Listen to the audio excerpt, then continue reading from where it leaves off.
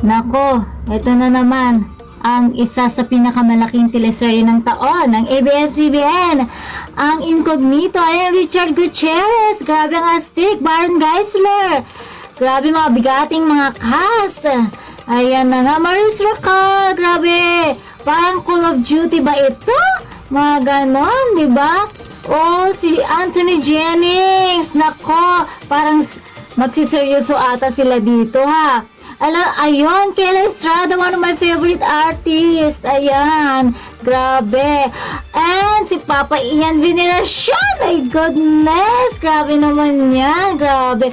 And Daniel Padilla, ang nag-iisang Daniel Padilla, grabe naman yan. Ayan na nga mga chikadors, nakala ko ba kasama dito si Barbie Imperial?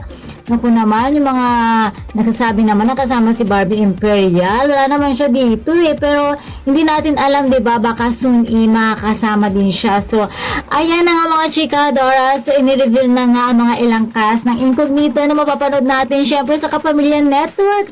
Bagong aabangan na naman ito, syempre bagong this is the biggest comeback of one and only Daniel Padilla. And of course, Richard Gutierrez, ayan, Ian Veneracion, ang Maton, and di ba Maurice Racal, Anthony Jennings, of course, Kayla pa. Nakakatuwa, nakaka-excite ito at bago maabangan na naman natin, kaya naman mga chikadors, abangan natin ito sa Kapamilya Network. Super excited na ako dito.